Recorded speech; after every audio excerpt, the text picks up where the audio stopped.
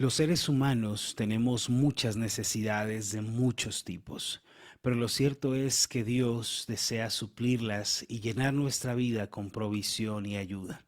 Si llegamos a conocer a Dios como el proveedor para nuestras vidas, nunca vamos a carecer de nada y siempre vamos a estar satisfechos en Él.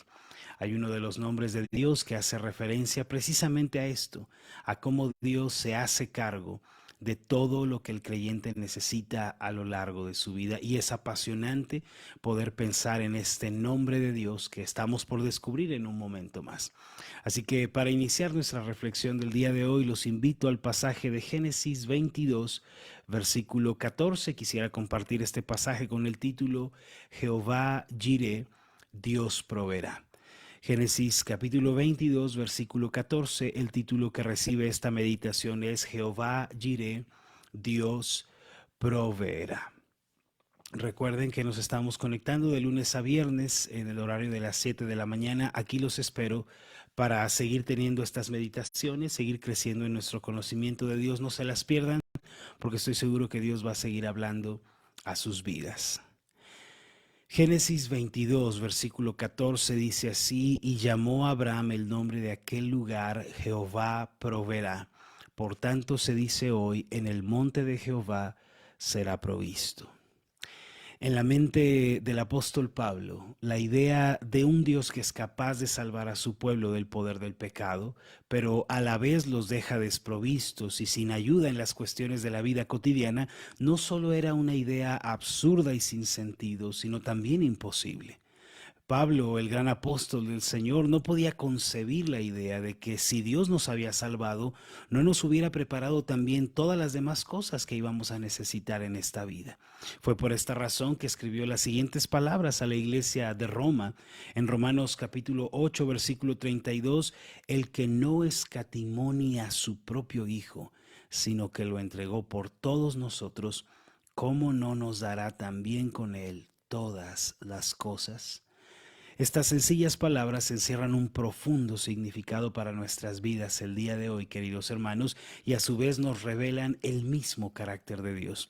El apóstol Pablo dice que Dios no escatimó a Cristo, a su propio Hijo.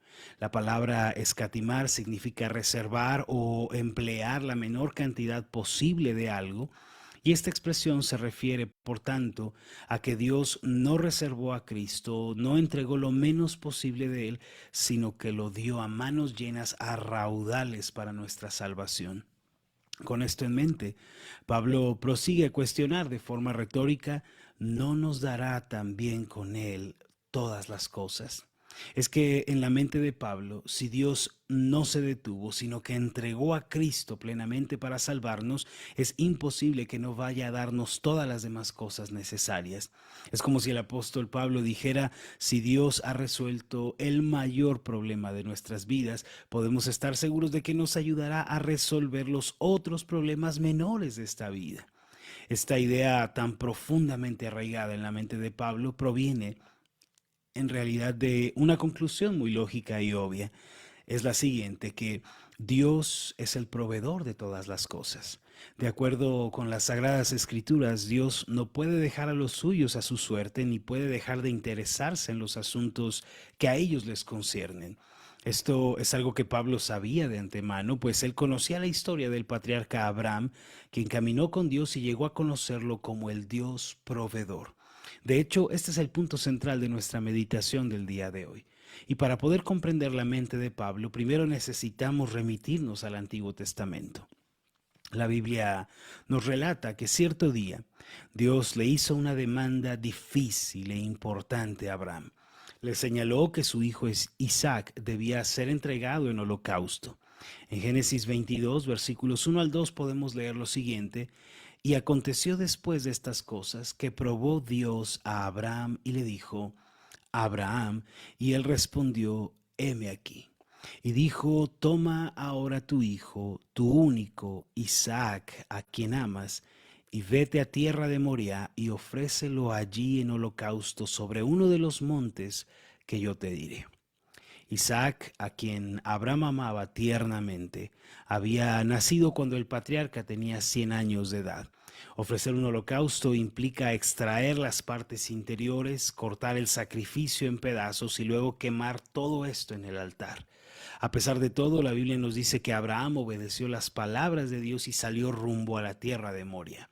Los versículos 3 y 4 dice: sí, y Abraham se levantó muy de mañana y enalbardó su asno, y tomó consigo 2 siervos suyos y a Isaac su hijo, y cortó leña para el holocausto, y se levantó y fue al lugar que Dios le dijo. Al tercer día alzó Abraham sus ojos y vio el lugar desde lejos. Desde luego, esta experiencia no fue nada sencilla para Abraham. Sin embargo, él demostró una obediencia y una fe absolutas. En el versículo 5 podemos leer estas palabras: entonces dijo Abraham a sus siervos: esperad aquí con el asno, y yo y el muchacho iremos hasta allí y adoraremos y volveremos a vosotros. Es algo sumamente importante recordar que Dios le había dicho al patriarca en Génesis 21:12 que en Isaac te será llamada descendencia. Abraham había creído estas palabras mucho antes de que Dios le pidiera a su hijo el sacrificio, y por eso, aunque Dios le estaba pidiendo algo inexplicable y aunque su hijo fuera incluso reducido a cenizas, Abraham creía que Dios podía levantarlo de entre ellas. Fue por esto que el hombre de Dios subió a la montaña con su hijo y construyó ese altar de piedra, luego ató al muchacho y lo puso sobre él. Tomó el cuchillo y cuando estaba a punto de atravesar a su hijo, ocurrió lo siguiente. En Génesis 22, versículos 11 y 12, entonces el ángel de Jehová le dio voces desde el cielo y dijo: Abraham, Abraham. Y él respondió: heme aquí. Y dijo: no extiendas tu mano sobre el muchacho ni le hagas nada, porque ya conozco que temes a Dios por cuanto no me rehusaste tu hijo, tu único. Este evento marcó para siempre la vida de Abraham. Hasta ahora él había seguido a Dios por fe, con ciertos altibajos, pero en esta ocasión en particular él demostró una entrega absoluta al Señor. Por esta razón Dios bendijo a Abraham y a su descendencia, y los israelitas fueron constituidos como el pueblo santo de Dios. Muchos años más tarde, como usted recordará, Jesús nacería de esta nación y los hombres serían salvos por creer en él. ¿Cómo se habrá sentido Abraham luego de esta experiencia? Quizá había contenido la respiración segundos antes de alzar el cuchillo para sacrificar a su hijo, pero ahora, luego de haber escuchado a este ángel de Jehová, recobraba el aliento y podía respirar otra vez. Mientras desataba a su hijo, muy probablemente con lágrimas en sus ojos, encontró detrás de sí, nos dice la Biblia, un carnero para el sacrificio. En los versículos 13 y 14 leemos esto: entonces alzó Abraham sus ojos y miró, y he aquí a sus espaldas un carnero trabado en un zarzal por sus cuernos. Y fue Abraham y tomó el carnero y lo ofreció en holocausto en lugar de su hijo. Y llamó a Abraham el nombre de aquel lugar: Jehová proveerá. Por tanto se dice hoy: en el monte de Jehová será provisto. Hasta ese momento nadie había llamado a Dios de esta manera. Esta sería la primera vez en toda la escritura en que alguien llamaría a Dios Jehová Jireh, que es el nombre que Abraham da a Dios en el idioma hebreo. Aquel día en el monte Moria, el altar no había quedado vacío. Dios había provisto un carnero para el sacrificio y desde entonces Dios fue llamado el Dios que provee. Ahora bien, ¿por qué era necesario que el altar no quedara vacío ese día?